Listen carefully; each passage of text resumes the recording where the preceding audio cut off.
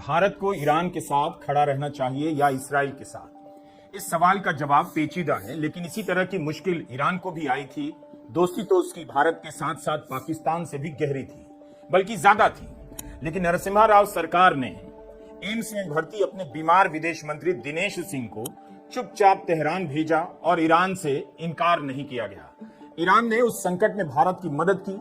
वो कहानी क्या थी, उसे जाने बिना आप नहीं समझ सकते कि भारत ईरान के साथ ईरान और इजराइल की जंग के बीच में प्रधानमंत्री नरेंद्र मोदी जी दोस्तों बुरी तरह से फंसे हुए हैं कि जिस तरह से कांग्रेस पार्टी की सोनिया गांधी ने यहां पर सवाल उठाया है, उसके बाद से सवाल यह बन रहा है कि आखिर मोदी जी किसका साथ देंगे, आखिर किसके साथ अपना स्टैंड दिखाएंगे, इजराइल के साथ, अमेरिका के साथ या फिर ईरान के साथ। किस तरह से यहां पर प्रधानमंत्री नरेंद्र मोदी जी बुरी तरह से फंसे हुए हैं। हमारे साथ वरिष्ठ पत्रकार मौजूद है रवीश कुमार। आप उनकी जबानी सुनिए और समझिए कि आखिर क्या कुछ इतिहास ईरान और हिंदुस्तान का रहा है। दोस्तों नमस्कार, मैं रवीश कुमार। भारत को ईरान के साथ खड़ा रहना चाहिए या इस्राइल के साथ? इस सवाल का जवाब पेचीदा है, लेकिन इसी तरह की मुश्किल ईरान को भी आई थी।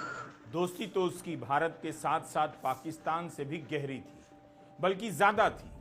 लेकिन नरसिम्हा राव सरकार ने एम्स में भर्ती अपने बीमार विदेश मंत्री दिनेश सिंह को चुपचाप तेहरान भेजा और ईरान से इनकार नहीं किया गया।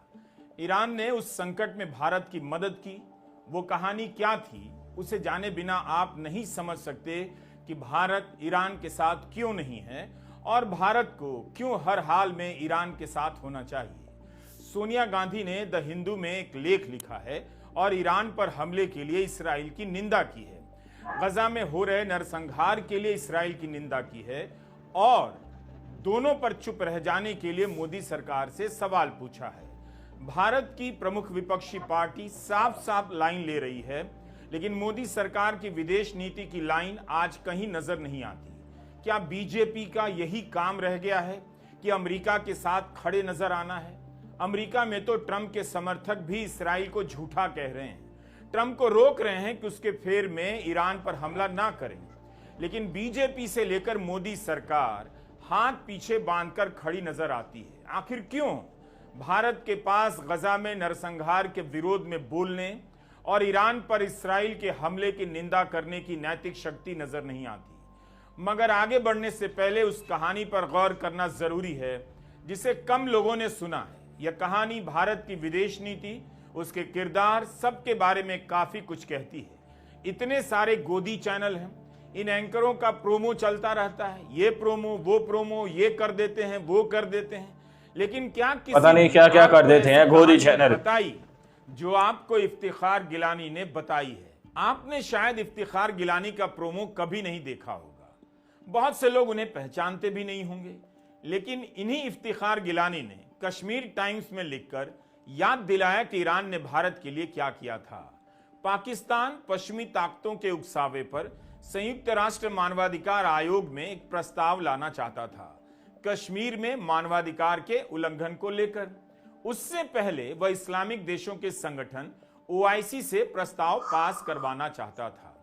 ओआईसी में आम सहमति से ही प्रस्ताव पास किया जाता है। तत्कालीन प्रधानमंत्री नरसिम्हा राव ने चुपचाप ऐसी बिसात बिछाई जो आज भी भारत के लोकतंत्र और कूटनीति के इतिहास का एक शानदार दस्तावेज है। आपने यह कहानी सुनी होगी कि नरसिम्हा राव की सरकार ने विपक्ष के नेता अटल बिहारी वाजपेयी को विदेश राज्य मंत्री सलमान खुर्शीद और फारूक अब्दुल्ला के साथ जिनीवा भेजा कश्मीर पर बोलने के लिए। लेकिन इस पूरे अभियान का चेहरा वाजपेयी तो बन गए, लेकिन सच्चाई यह थी कि वाजपेयी से पहले तत्कालीन विदेश मंत्री दिनेश सिंह ने अपना काम कर दिया था और दिनेश सिंह भुला दिए गए। इसी की नकल में इस बार मोदी सरकार ने विपक्षी सांसदों के दलों को विदेश दौरे पर भेजा। लेकिन आप सभी जानते हैं इनका दौरा नौटंकी से ज्यादा कुछ भी साबित नहीं हुआ। मगर 1994 कुछ भी साबित नहीं हुआ, नौटंकी नहीं था। दिनेश सिंह विदेश मंत्री थे, मगर बहुत बीमार थे, एम्स में भर्ती थे। किसी को पता ना चले और हंगामा ना मच जाए, इसलिए उनके बिस्तर पर किसी और को लिटा दिया गया और उन्हें उठाकर एक बीमार विदेश मंत्री को डॉक्टरों के साथ भारतीय वायुसेना का विशेष विमान तेहरान के लिए उड़ जाता है। मार्च की ठंड में तेहरान एयरपोर्ट पर उतरता है तो स्वागत के लिए ईरान के तब के विदेश मंत्री आते हैं। व्हील चेयर पर भारत के विदेश मंत्री को देखकर पूछ बैठते हैं, ऐसी क्या बात हो गई कि आप भारत से चलकर यहां आए हैं। इसके बाद दिनेश सिंह ने बीमारी की हालत में चंद घंटों के भीतर लगातार ईरान के अधिकारियों को भारत का पक्ष समझाया। ईरान के तत्कालीन राष्ट्रपति अली अकबर हाशमी रफसंजानी से बात की और उनसे एक ऐसा वादा लेकर शाम तक दिल्ली भी लौट आए जिसकी किसी को खबर नहीं लगी। वादा क्या था, क्यों ईरान से वादा लेने गया भारत, और ईरान ने मना नहीं किया। इस्लामिक देशों के संगठन का एक कायदा है कि जो भी प्रस्ताव पास होगा आम सहमति से होगा। इसके सभी देश कश्मीर के मसले पर भारत के खिलाफ गोल बंद हो गए। ईरान ने भी पाकिस्तान को साथ देने का वादा कर दिया था। हुर्रियत कॉन्फ्रेंस के नेताओं को भी कहा कि ईरान उनके साथ है, लेकिन बीमार विदेश मंत्री दिनेश सिंह ने ईरान के सामने भारत का पक्ष रखा। उनके पास एक ही रास्ता था, अगर ईरान इस प्रस्ताव का विरोध कर देता तो पाकिस्तान को इस्लामिक देशों के संगठन के स्तर पर ही मुंह की खानी पड़ जाती। एक बीमार विदेश मंत्री को अपने दरवाजे पर देखकर ईरान ने दरिया दिली दिखाई। ईरान ने ओआईसी में पाकिस्तान के प्रस्ताव का विरोध कर दिया और प्रस्ताव गिर गया। ईरान भी हजारों साल पुरानी सभ्यता है, भारत तो है ही। दो महान सभ्यताओं के बीच का ऐतिहासिक रिश्ता भी खूब रहा है। हम और आप आज भी फारसी के कई शब्दों को हिंदी से लेकर मराठी और बांग्ला तक का समझकर इस्तेमाल करते हैं, बोलते हैं। पश्चिमी देश उस वक्त चाहते थे कि ओआईसी से प्रस्ताव पास कर मानवाधिकार आयोग में आए और वहां से पास होकर संयुक्त राष्ट्र में आए और तब भारत पर प्रतिबंध लगाया जाए। ईरान ने साफ साफ कह दिया कि इसका समर्थन नहीं करता है। वह भारत और पाकिस्तान का दोस्त है और दोनों को इस मसले का समाधान औपनिवेशिक ताकतों के बिना करना चाहिए। ईरान के इस स्टैंड से पाकिस्तान का प्रस्ताव धाराशायी हो गया और पाकिस्तान को गहरा झटका लगा। बहुत कुछ राजनीतिक भू राजनीतिक संबंध लंबे समय के लिए बदल गए। साल कौन सा था? 1994। भारत उदारीकरण के रास्ते पर चल रहा था। अगर कदम बढ़ाते ही प्रतिबंधों की बेड़ियां लग जाती तो इतिहास कुछ और हो जाता, लेकिन ईरान की मदद से भारत की सबसे बड़ी रुकावट दूर हो गई। आज उस ईरान के लिए भारत की मोदी सरकार साफ साफ दो शब्द नहीं कह पाती। विदेश मंत्री दिनेश सिंह तो बीमार थे, व्हील चेयर पर तेहरान गए। आज के विदेश मंत्री एस जयशंकर काफी फिट हैं, हैंडसम हैं, वजन का ख्याल रखते हैं, सूट भी ठीक ठाक पहनते हैं, टाई बहुत अच्छी होती है और बंधी भी ठीक से होती है। पॉकेट का रुमाल भी टाई से खूब मैच करता है। जब भी देखिएगा नए भारत के नए विदेश मंत्री की तरह तेज चलते हुए आराम से उठते बैठते दिखेंगे। फिटनेस से लगता है काबिल विदेश मंत्री हैं, होंगे भी। पता नहीं क्या क्या कर देते हैं घोरी चैनल। सेवा में ही गुजारा है तो अनुभव भी लंबा है।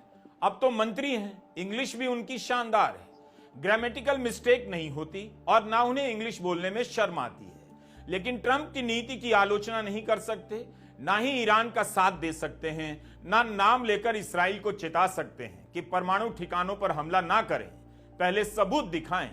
इसलिए जयशंकर जितने भी हैंडसम लगते हों, उनका टेलर जितना भी अच्छा हो, लेकिन इतने बड़े ग्लोबल संकट के समय उनकी विदेश नीति में ना तो दिनेश सिंह जैसी कोई कहानी है, ना कोई बड़ी कामयाबी। यह उदाहरण इसलिए दिया ताकि हिंदी के दर्शक यह समझ सकें कि कपड़ा ठीक पहन लेने से कूटनीति सही नहीं हो जाती। इस लाइन को लिखकर पर्स में रख लीजिए या ट्रक के पीछे लिख दीजिए। सोनिया गांधी, भारत के मुख्य विपक्षी दल कांग्रेस की पूर्व अध्यक्ष सोनिया गांधी ने 21 जून के द हिंदू में गजा में नरसंहार की, ईरान पर इसराइल के हमले की जमकर निंदा की है। उन्होंने लिखा है कि इस इलाके में सुरक्षा का इतिहास ऐसा है कि ईरान के पास परमाणु शक्ति का होना इसराइल के लिए चिंता की बात हो सकती है, मगर इसराइल इस मामले में दोहरे मापदंड नहीं रख सकता। वह खुद परमाणु हथियार रखता है, जबकि ईरान ने परमाणु अप्रसार संधि पर दस्तखत किए हैं। 2018 में अमेरिका ही उसके साथ की गई परमाणु संधि से बाहर हो गया। सोनिया गांधी ने ट्रंप को लेकर भी लिखा है कि ट्रंप युद्ध के खिलाफ बोला करते थे, कुछ भी साबित नहीं हुआ। अफसोस अब दिख रहा है कि वे भी नेतन्याहू के साथ युद्ध के रास्ते पर आगे बढ़ते हुए नजर आ रहे हैं। भारत के प्रधानमंत्री मोदी, विदेश मंत्री जयशंकर, बीजेपी, इन सब से इतनी सी बात नहीं कही गई। शांति का पुजारी बताने के लिए गांधी एंड बुद्ध का इस्तेमाल कितनी बार भाषणों में करेंगे? इनके बताए रास्ते पर चलकर प्रधानमंत्री मोदी ट्रंप से लेकर इस्राइल के बारे में यह बात क्यों नहीं कह पाते, निंदा क्यों नहीं कर पाते? सोनिया गांधी लिखती हैं कि इस्राइल ने गजा में हजारों लोगों को मार दिया। इस संकट के सामने नरेंद्र मोदी की सरकार ने टू नेशन सोल्यूशन के प्रति भारत के स्टैंड को भुला दिया। गजा और अब ईरान पर भारत की चुप्पी दर्शा रही है कि हम अपनी नैतिक और कूटनीतिक परंपराओं से दूर जा रहे हैं। यह सिर्फ अपनी आवाज खोने की बात नहीं, पर अपने मूल्यों का त्याग भी है। भारत की विदेश नीति में सही गलत का भाव हमेशा से रहा है, लेकिन अब ऐसा लगता है कि बस ग्लोबल लीडरों के साथ फोटो खिंचाने का अवसर मिलता रहे, यही विदेश नीति की सबसे बड़ी सफलता मानी जाएगी। इसीलिए पूछा जाना चाहिए कि आज के ग्लोबल संकट में भारत कहां है, उसकी विदेश नीति कहां है, भारत की नैतिक शक्ति कहां है, जो भारत होने के नाते पूरी दुनिया के बीच अलग लाइन लेता था। यह कौन सा नया भारत है जिसमें भारत के आगे नया तो लगा है, लेकिन नया के नाम पर क्या दिख रहा है पता नहीं चलता। अगर आपसे इम्तिहान में यह सवाल आए तो क्या लिखेंगे? कि भारत वही करता है जो ट्रंप कहते हैं, ट्रंप जो कहते हैं उस पर भारत चुप रह जाता है, भारत कभी लाइन नहीं लेता। क्या यह जवाब लिखकर आपको संतोष हो जाएगा? एक और समय आया था, साल था 2012-13, अमेरिका और यूरोप की खानी पड़ जाती।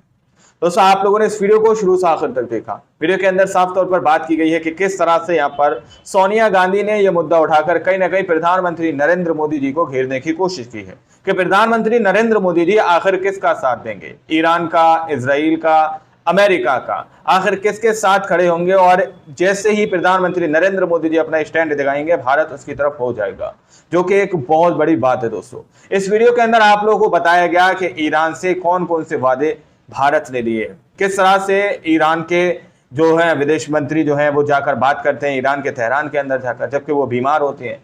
सारी कुछ इस वीडियो के अंदर आप लोगों को बताया गया है। आप लोगों ने इस पूरी रिपोर्ट को देखा, सुना। आप लोग इस रिपोर्ट को देखने के बाद क्या सोचते हैं? क्या आखिर किसका साथ भारत को देना चाहिए, किसका स्टैंड दिखाना चाहिए, इजराइल का, अमेरिका का या ईरान का, या फिर आप लोग किसका स्टैंड दिखा रहे हैं? अपनी राय कमेंट सेक्शन में जरूर दीजिएगा और सच्ची पक्की खबरें देखने के लिए आप हमारे चैनल को सब्सक्राइब कीजिए। मिलते हैं अगली वीडियो में, जब तक के लिए जय हिंद, जय भारत।